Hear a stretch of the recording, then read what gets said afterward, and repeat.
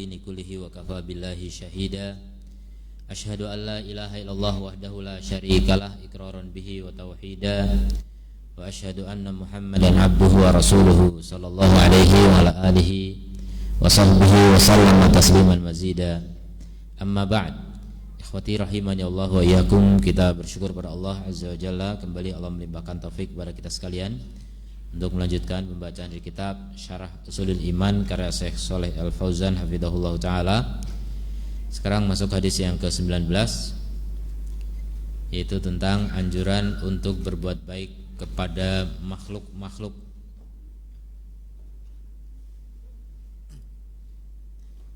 Qala mu'allif Syekh Muhammad At-Tamimi rahimahullahu taala, wa an Abi Hurairah radhiyallahu anhu marfu'an, inna imra'atan bagiyan, sungguhnya ada seorang wanita pelacur, ra'at kalban fi yaumin harin, melihat anjing di hari yang panas, yutifu bi bi'rin, yang berkeliling di sekitar sumur, ingin minum tapi dia enggak bisa turun. Qad adla'a lisanahu minal atshi, dia menjulurkan lidahnya karena kehausan. Fanaza'at lahu muqaha, maka wanita ini melepaskan sepatunya untuk mengambil air. Fasaqathu, kemudian memberinya minum. Faghufira laha bihi, maka diampuni untuknya dengan sebab itu. Hadis dikeluarkan oleh Al-Bukhari dan Muslim, dan lafadz milik Muslim. Qala Syekh Shalih Al Fauzan hafizahullah taala, qauluhu, perkataan beliau, inna imra'atan baghiyan, al-mar'a al-baghi ya az-zaniyah, pezina. Qala ta'ala, wala tukrihu fatayatikum alal bigha'i, jangan paksa para perempuan kalian untuk berbuat zina, yakni ala zina. Wa hadil mar'ah min Bani Israil, dan wanita ini dari Bani Israil, mimman kana qablana, dari orang-orang yang sebelum kita. Dan Nabi SAW bercerita kadang-kadang tentang Bani Israil dengan apa yang ada di dalamnya berupa pelajaran dan nasihat bagi kita. Dan wanita ini karena tumarisu az-zina, dia menekuni zina, menggemari zina. Wa huwa kabirah min kaba'iri dzunub wa fahisyah, dan zina adalah dosa besar di antara dosa-dosa besar dan kekejian. Waqad kanat data yaumin tasiru fi tariqin, dan dia pada suatu hari berjalan di satu jalan. Fadrakaha al-atsh, kemudian dia pun merasakan kehausan. Fanazalat fi bi'rin, maka dia turun di suatu sumur. Litashraba minhu, untuk minum darinya. Fa syaribat, dia pun minum. Wa sa'adat, kemudian naik minal bir, dari sumur itu. Falamma kharajat, ketika keluar dari sumur, kharajat minhu, ra'at kalban yalhath, dia melihat anjing menjulurkan lidahnya, min syiddatil atshi, karena sangat haus. Dan dalam riwayat yang lain, ya'kulu thara minal atsh, dia makan tanah karena kehausan. Susah dibayangkan ya, anjing makan tanah. Ada ya? Antum pernah lihat? Mungkin anjing di kita nggak ada yang kehausan ya, banyak air gitu. Farahimathu, maka pezina itu pun menyayangi anjing itu, kasihan gitu. Fanazalat, dia turun lagi ke sumur untuk kali yang kedua. Fanaza'at muqaha, dia melepaskan sepatunya. Wal muq huwa al khuf, muq itu adalah khuf, sepatu yang dipakai pada telapak kaki. Iya. Kalau di telapak tangan bukan sepatu namanya. Fanaza'athu, dia lepaskan li'adami wujudil ina, karena enggak ada bejana, enggak ada wadah air yang lain. Alladhi yuhmalu fihi alma'u, yang bisa untuk membawa air. Famal'athu ma'an, kemudian dia penuhi sepatunya dengan air. Famsakathu fi famiha, dan dia pegang dengan mulutnya karena tangannya untuk merangkak di sumur. Jadi digigit sepatunya yang berisi air itu. Tsumma sa'adat, dia manjat dari sumur itu dan memberi minum anjing. Maka Allah mensyukuri untuknya. Alhamdulillah.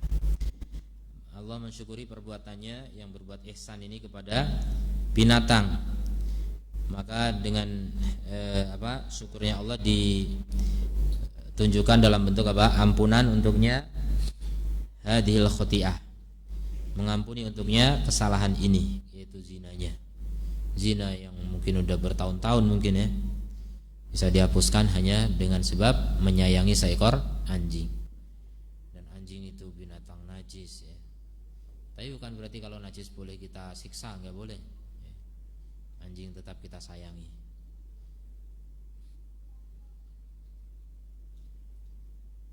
Maka menyayangi seekor anjing bisa menjadi sebab ampunan Allah Subhanahu wa taala. Inilah Allah yang Maha Pemurah. Makanya irhamu man fil ardi yarhamkum man fis sama. Sayangi yang di muka bumi. Yang di muka bumi pokoknya makhluk hidup semuanya.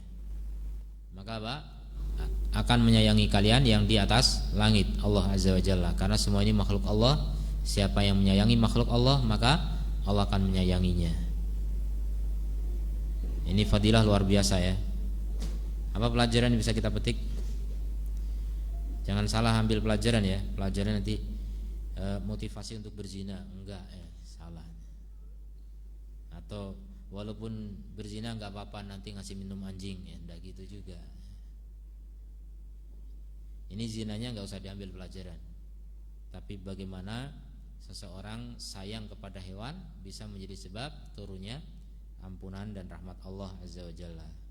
Itu yang terpenting. Masalah dosa apa ya, kita semuanya punya dosa, enggak harus berzina ya. Tanpa kita upayakan semua kita sudah punya dosa. Maka dosa-dosa itu bisa jadi belum terhapuskan dengan taubat dan istighfar kita. Baru terhapuskan ternyata dengan sebab apa? Kita menyayangi sesama kita atau makhluk Allah yang lainnya. Fahadal hadits fihi fawaid azimah. Hadis ini terdapat faedah yang agung. Di antaranya fadlul ihsan ilal bahaim, keutamaan berbuat baik kepada binatang. Binatang itu apa? Binatang itu bapaknya satu ya. Bapaknya Atang namanya, makanya bin Atang.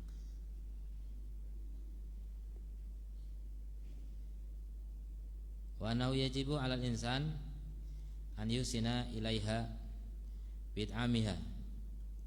Dan bahasanya wajib bagi seseorang untuk berbuat baik kepada binatang dengan memberinya makan atau minum dan memberikan kepadanya apa yang dia butuhkan. Takdim itu memberikan atau mempersembahkan. Memberikan kepada binatang apa yang dia butuhkan. Mungkin binatang butuh pakaian, mungkin kalau pas dingin gitu ya, mungkin ya, wallahu a'lam. Intinya sebagai manusia kita punya pri kemanusiaan dan pri kehewanan. Artinya kita melihat hewan yang butuh apa, kita tahu ini hewan terluka nih, berarti butuh diobati lukanya. Masya Allah, saya menyaksikan ada orang kafir di komplek kami suka ngobati kucing, suka ngasih makan kucing. Jadi kadang-kadang jalan-jalan pagi, nenek-nenek itu kegiatannya ngasih makan kucing. Semua kucing di komplek dikasih makan. Nanti kalau ada yang sakit dibawa ke dokter hewan. Masya Allah. Tapi kalau mati dalam keadaan masih belum masuk Islam, amalnya sia-sia ya. Ya mudah-mudahan masuk Islam. Bisa jadi dengan sebab sayang kepada makhluk Allah, Allah akan ampuni dan Allah beri hidayah untuk masuk Islam ya, mudah-mudahan. Makanya kalau orang kafir saja bisa sayang kepada hewan, Anda yang beriman harusnya lebih sayang lagi. Kenapa? Karena orang beriman itu kan berharap pahala. Kalau dipikir nih nenek-nenek yang gak beriman ini berharap apa dengan begitu? Ini cuma peri kehewanan saja tuh, rasa kasih sayang, bukan rasa kemanusiaan ya, kehewanan itu, sayang kepada hewan ya, masya Allah. Karena nggak butuh pujian juga, melakukan itu juga kadang nggak ada orang lihat, nggak ada orang tahu, betul-betul sayang hewan gitu.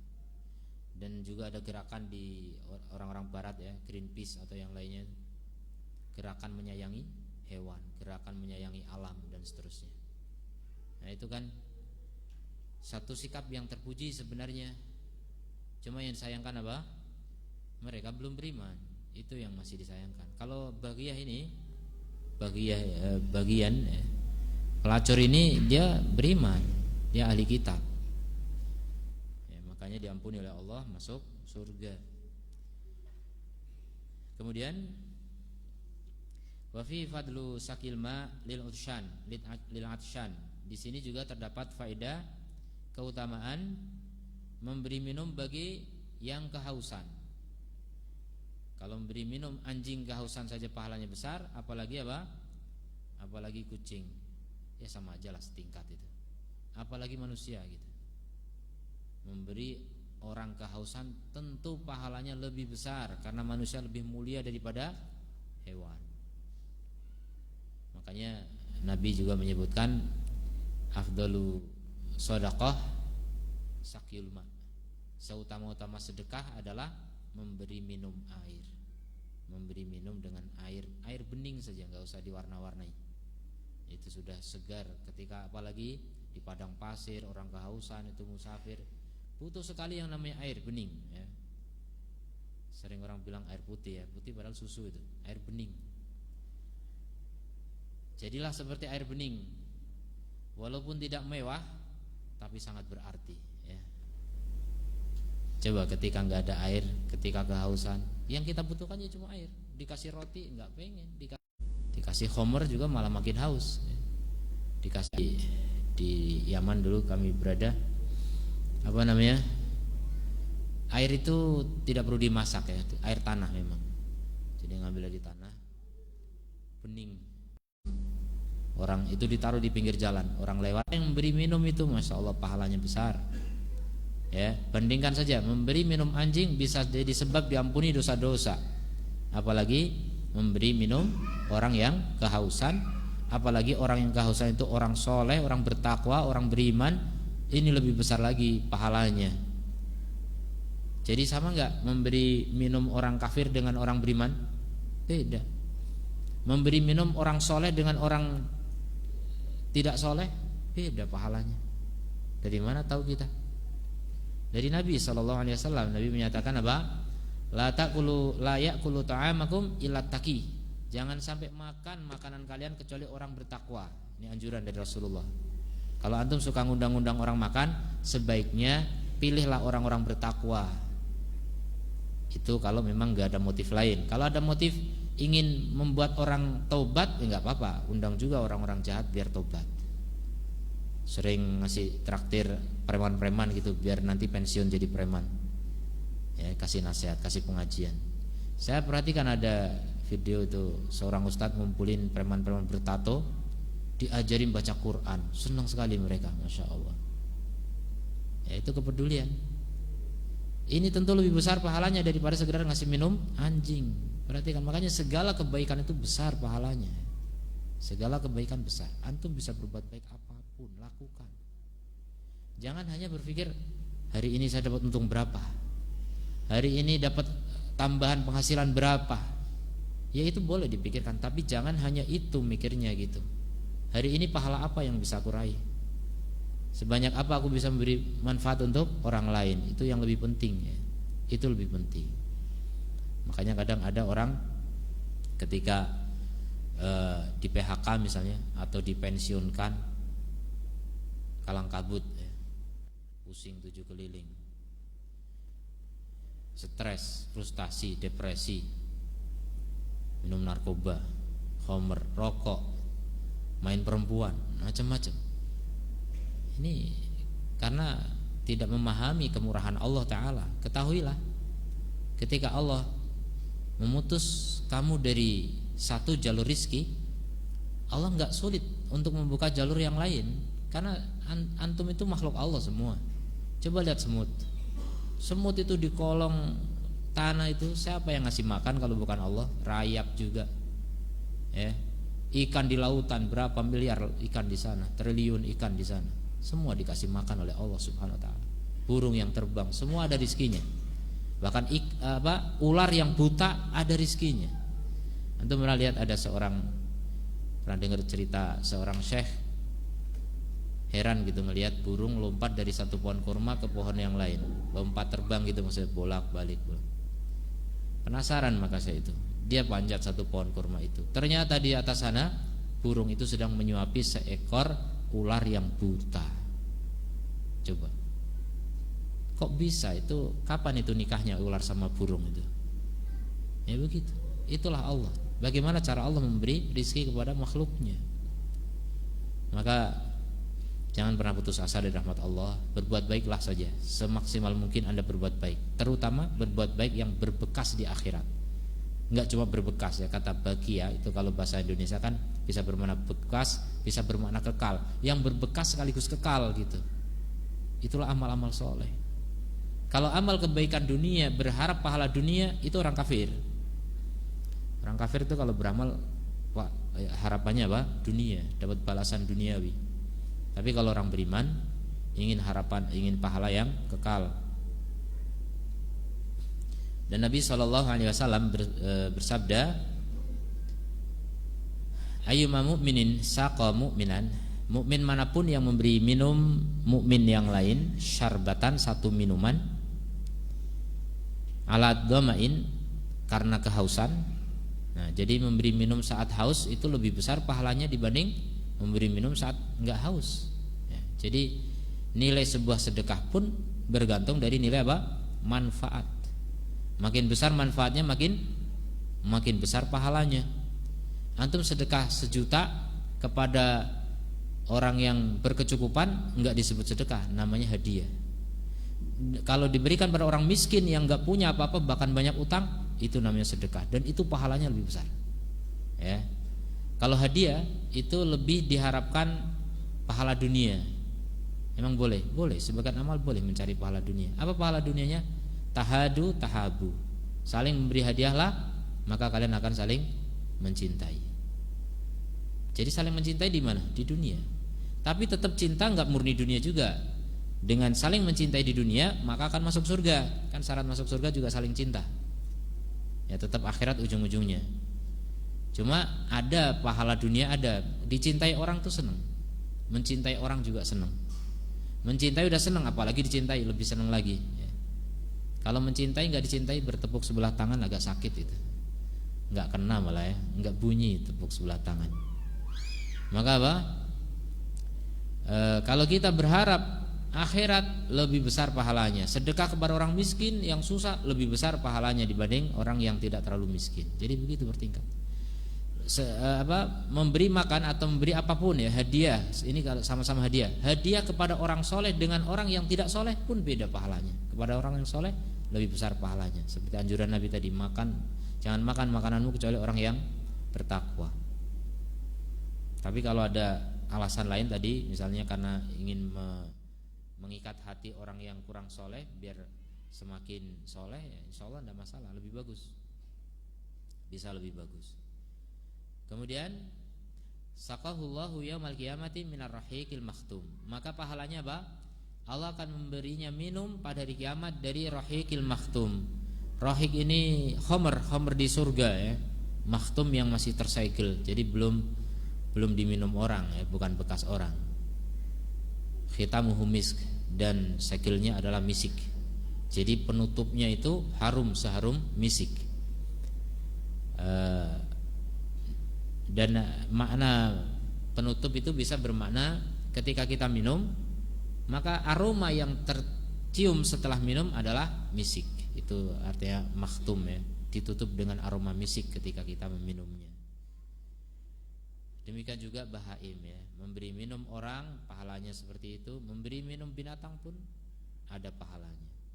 Wa fi hadzal hadits bayanu sa'ati rahmatillah. Hadis ini juga menjelaskan luasnya rahmat Allah Subhanahu wa taala, wa annahu yaghfiru dzunuba, bahwa Allah bisa mengampuni dosa-dosa.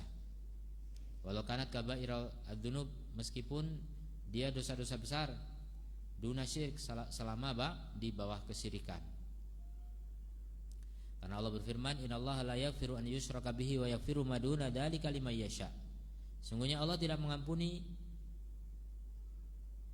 kesyirikan terhadapnya dan mengampuni apa yang di bawah itu bagi yang Dia kehendaki. Wa qala, dan Allah berfirman, wa ma duna dzalik, dan di bawah itu yakni maduna syirki. Bukan wama, maduna dzalik artinya maduna syirki, di bawah syirik. Fa adam ra'atun tumarisu kabiratan. Perempuan ini dia menekuni satu dosa besar, qabihah, yang buruk dari dosa-dosa besar, maka Allah ampuni karena apa? Di bawah kesyirikan. Allah bisa ampuni dengan sebab apa? Memberi minum anjing. Wa hada fi raddun 'alal khawarij. Di sini terdapat juga bantahan terhadap khawarij yang mereka memandang bahwa pelaku dosa besar keluar dari Islam. Kalau keluar dari Islam nggak bakal diampuni kecuali syahadat ulang gitu. Kalau belum dibunuh. Kalau orang murtad dalam Islam dibunuh ya, artinya ya nggak langsung juga ya, disuruh tobat, suruh balik kalau nggak mau dibunuh. Fa yakfuru bidzalika wa hada madhhabuhum. Jadi kalau menurut orang Khawarij, orang yang berzina itu kafir. Jadi kalau orang kafir ya nggak bakal diampuni, namanya juga kafir. Allah nggak mengampuni kesyirikan. Nah, kafir itu diantara kesyirikan, atau dikatakan ya setaraf dengan kesyirikan. Yang bisa diampuni yang di bawah kesyirikan. Kalau yang setaraf kesyirikan tidak diampuni. Wal Mu'tazilah yaqulun, dan Mu'tazilah berkata, yakhruju minal Islam. Orang yang melakukan dosa besar keluar dari Islam tapi tidak masuk ke dalam kufur, sehingga di antara Islam dan kufur. Fi manzilah baina manzilatain. Fa yakunu fi manzilah bainal manzilatain. Wa hada min usulil Mu'tazilah. Ini di antara pokok Mu'tazilah ya. Mu'tazilah punya 5 pokok. Bahasa Indonesianya Pancasila ya. Panca itu 5, sila itu pokok, fondasi, prinsip. Jadi ada Pancasila juga Mu'tazilah, tapi beda dengan Pancasila dasar negara kita, beda ya. Ada 5 pokok. Sebagaimana ulama juga menyebut bahwa bid'ah juga ada 5 pokok. Ada 5 usul bid'ah. Jadi bid'ah macam-macam ini pokoknya itu ada 5. Berarti ada Pancasila juga. Apa saja itu? Jahmiyah, kemudian Rafidhah atau Syiah, kemudian Jabariyah, Jahmiyah, kemudian Qadariyah, kemudian Murji'ah. Ini 5 pokok bid'ah. Bid'ah yang lain itu turunan dari pokok itu. Kemudian wa ahlussunnah wal jamaah yaqulun, sementara ahlussunnah berkata, inna murtaqibil kabirah, sungguhnya pelaku dosa besar, allati duna syirik, yang di bawah kesyirikan, la yukaffar, tidak dikafirkan. Walakinahu yang kusu imanuhu bidunubi, tapi imannya berkurang dengan dosa-dosa. Sebagaimana annahu yazidu imanuhu bitaati. Iman itu bertambah dengan apa? Ketaatan. Fal iman yazidu wa yanqusu, iman bisa bertambah dan berkurang. Wala yazulu bil ma'asi, tidak bisa hilang hanya dengan sebab maksiat-maksiat yang di bawah kesyirikan, walaupun dia besar dan banyak ya, kabair. Walakinnaha tungkisu al iman, tapi dia mengurangi iman. Wa hadzal hadis aslun min usuli ahli sunnati. Hadis ini di antara pokok-pokok ahli sunnah wal jamaah. Fi hadil masalah, dalam masalah ini, wahya mas'alatu murtaqibil kabirah, yaitu masalah pelaku dosa besar. Wa bayanu annallaha subhanahu yaghfiru lahu idza syaa, dan penjelasan bahwasanya Allah mengampuninya apabila Allah berkehendak. Wa fi anal hasanat, dan dalam hadis itu juga terdapat pelajaran bahwa kebaikan-kebaikan bisa menghilangkan apa? Keburukan-keburukan. Yudhibna sayyi'at. Fahad imra'atun, maka wanita ini asanat ila hadil bahimah, berbuat baik kepada binatang ini. Fasaqatha, memberinya minum, ala atshin, atas kehausan. Fa adhaballahu anha itsma hadhihi asayya, maka Allah hilangkan darinya dosa kesalahan ini yang buruk ini disebabkan oleh kebaikan. Dan Nabi sallallahu alaihi wasallam bersabda, wa adbi sayyi'atal hasanata tamhuha, dan ikutkan keburukan dengan kebaikan maka dia akan menghapuskannya. Dan Allah juga berfirman, wa aqimis sholata tarafayn nahari wa zulafan minal lail, tegakkanlah salat di ujung-ujung siang dan di gelapnya malam. Innal hasanat yudhibna sayyi'at, sungguhnya kebaikan akan menghilangkan keburukan. Dzalika dzikra lidzakirin, itu peringatan bagi orang-orang yang mengingat. Hadis yang ke-20.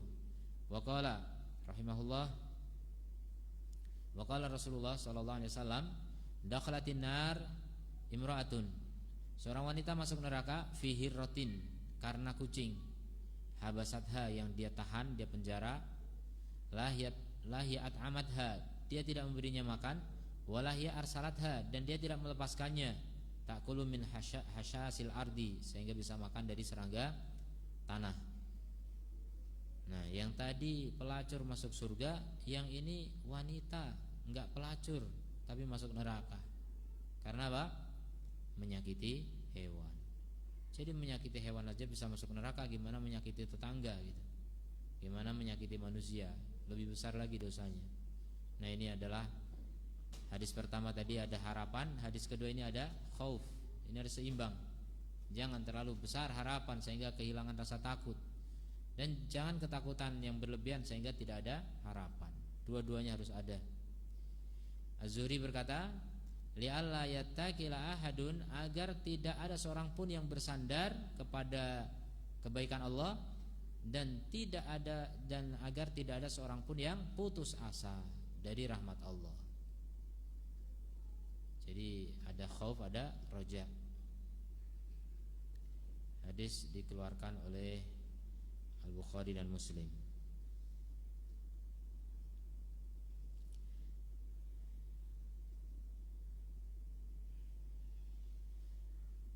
Tadi kurang ini, yang sarah hadis sebelumnya masih sisa sedikit. Waqad sa'ala sahabah radhiyallahu anhum, sahabat bertanya kepada Rasulullah sallallahu alaihi wasallam, wa inna lana fil bahaim ajran, apakah bagi kita pada binatang itu ada pahalanya?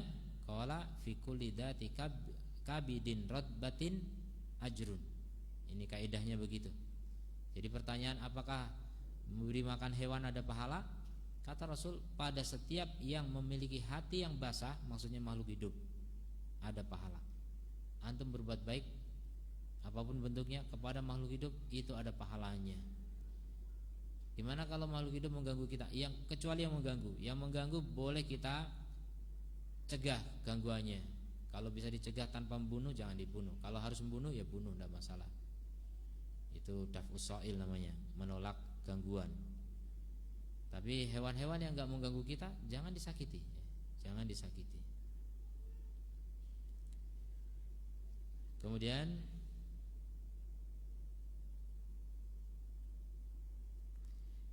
qala hadzal hadis ala aksil hadis alladzi qablahu. Hadis ini sebaliknya atau kebalikan dari hadis yang sebelumnya. Maka di sini ada seorang wanita yang berbuat buruk kepada hewan. Faqad kana indaha hirrah, dia punya kucing yang dia tahan, tidak boleh keluar untuk mencari makan, mencari rezeki. Walam tu'ammin laha ma yubki ala hayatiha, dan dia tidak memberi jaminan untuk hewan itu apa yang bisa mempertahankan kehidupannya. Hatta halakat hadil hirrah, sampai hewan itu mati, kucing itu mati. Wa hadi jarimatun wa isaatun, ini adalah kejahatan dan keburukan ila hadal makhluk, kepada makhluk ini. Fadakhalatin nar bisababi hadis sayyi'ah, maka dia masuk neraka dengan sebab keburukan ini. Walaysa ma'na dzalika annaha kafarat, maknanya bukan berarti wanita ini kafir ya. Masuk neraka di sini belum tentu kekal ya. Kalau dia masih punya iman ya, dia angkat ke surga. Faqad yadkhulun nar, karena bisa jadi dia masuk neraka, atau ada orang masuk neraka man huwa mu'min, padahal dia beriman, tapi nanti dikeluarkan. Idza kana indahu dzunub, ya, orang beriman masuk neraka karena apa? Karena dosa. Kalau punya dosa bisa masuk neraka. Lakinnahu la yukhalladu fiha, tapi dia tidak kekal di neraka. Fa yu'adzabu fiha ila ma Allah, maka dia diadab di neraka sampai waktu yang Allah kehendaki. Tsumma yakhruju minha, kemudian keluar darinya, fala yukhalladu finnari ilal kufar, sehingga tidak ada yang kekal di neraka kecuali orang-orang kafir. Dan sabda Nabi sallallahu alaihi wasallam, dakhalatin nar imra'atun fi hirratin, hada mithlu ma sabaqa makna fil hadis. Ini seperti yang sebelumnya secara makna, ya, dalam hadis. Anau dakhala rajulun annar fi dzubabin, sama dengan hadis yang seorang masuk neraka gara-gara lalat, dan ada yang masuk surga juga gara-gara lalat. Jadi lalat itu bisa menjadi penentu, ya, surga atau neraka. Ini bahaya. Lalat yang sederhana, yang hina, tapi kita nggak bisa bikin lalat juga. Itu apa? Bisa menjadi sebab surga atau neraka. Makanya jangan sembarangan terhadap hewan, ya. Gara-gara lalat masuk neraka kan repot. Nanti nyalahin lalat di neraka nggak ada guna lagi, ya. Kalau sudah masuk neraka itu nggak ada guna penyesalan. Semua penyesalan nggak ada gunanya. Kemudian wa huna dzakara annahu bisababi hirrah, dan di sini Nabi menyebutkan bahwasanya disebabkan oleh kucing seorang wanita masuk neraka, dia menahannya, di mana dia tidak memberikan jaminan untuknya untuk apa yang mencukupinya dari makanan dan minuman. Maka ini menunjukkan bahwa siapa yang berbuat buruk kepada binatang, maka Allah akan menghukumnya. Fa innahu yu'akhad, dia akan dihukum. Wa ana 'alaihi hadzal wa'id, baginya ancaman ini, maka tidak selayaknya an yastakhifal insan bihadil bahaim, maka tidak boleh seseorang meremehkan binatang-binatang ini, fayadlimahu, kemudian mendoliminya, ya, tidak boleh sama sekali mendolimi binatang. Maka hati-hati. Nah, ada orang yang kadang penyayang kepada hewan, tapi dia malah mendolimi orang. Nah, ini lebih buruk. Dia sayang kucing, kucingnya dimandiin, malah suaminya nggak dilayanin. Ada juga begitu. Nah, ini salah, ya. Tentu saja orang lebih mulia daripada binatang. Li'anna dzulm qabih, karena kedoliman adalah keburukan, sawaun kana ma'al bahaim aw ma'a ghairiha, baik kepada binatang maupun yang lainnya, ya, apalagi manusia. Dan dalam hadis ini terdapat dalil bahwa dibolehkan menahan kucing, mengurung kucing boleh, dengan syarat apa? Dijamin baginya apa yang bisa menyisakan umurnya, ya, maksudnya bisa hidup, mempertahankan hidupnya, qaidul hayah, berupa makanan dan minuman. Makanya ada orang yang menahan burung, ya, itu burung di penjara itu, tapi dikasih makan, tidak masalah. Kucing juga begitu, ayam dikandangkan, ya, kambing, yang penting dikasih makan. Kemudian fahadil mar'ah law ammanat, wanita ini kalau dia menjamin bagi hewan itu apa yang mencukupinya, dia tidak akan masuk neraka. Fadalla hada ala annahu yajuzu lil insan, maka ini menunjukkan bahwa boleh bagi seorang untuk menahan burung, hewan-hewan yang lain, akan tetapi tidak boleh mengadabnya, menyiksanya atau membinasakannya atau menelantarkannya, ya, atau mengantarkannya kepada bahaya. Kemudian qauluhu qala Az-Zuhri, Az-Zuhri adalah Muhammad bin Syihab Az-Zuhri, Al-Imam Al-Jalil At-Tabi'i. Perkataan beliau, li alla yattakila ahadun, agar tidak ada seorang pun yang bersandar, yakni li alla yattakila ahadun ala amalihi, jadi biar orang enggak bersandar kepada amalnya, karena amal kita enggak ada jaminan masuk surga. Bal yang bagi an yakhafa, tapi dia harus takut dari dosa-dosanya. Wa in kana mu'minan, meskipun dia beriman. Maka ini wanita, dia beriman tapi masuk neraka disebabkan oleh kucing. Fala yang bagi an ya'mana al-mu'min, tidak boleh seorang mukmin itu merasa aman dan bersandar kepada amalnya, atau malah bersandar kepada rahmat Allah doang gitu, bahkan tanpa amal. Ini lebih buruk lagi. Yang bersandar kepada amal saja tercela, apalagi bersandar kepada ampunan Allah tanpa amal, lebih buruk lagi itu. Maksiat kemudian bilangnya apa? Allah Maha Pemurah. Ini orang paling celaka begitu. Wa yatakilu ala amalihi bal yakhafu an yadkhulan nar. Bahkan seorang mukmin harus takut untuk masuk ke dalam neraka. Dan juga kata Az-Zuhri wala asu ahadun, dan agar tidak ada seorang pun yang putus asa li ajli anna hadi imra'atan bagi hadhihi imra'atun bagi, karena ini adalah wanita yang pelacur tapi masuk surga. Wa kanat qad irtakabat al-kabair, dia telah melakukan dosa-dosa besar. Falam yai'as min rahmatillah, falam tai'as, dan dia tidak putus asa dari rahmat Allah. Fa alaihi falayam bagi lil abdi, maka berdasarkan itu tidak boleh bagi seorang hamba untuk putus asa dari rahmat Allah, bahkan dia harus bersegera menuju taubat. Ya, bersegera menuju taubat. Wasari'u ila magfiratin min rabbikum, segeralah menuju ampunan dari Rabb kalian, yaitu dengan taubat.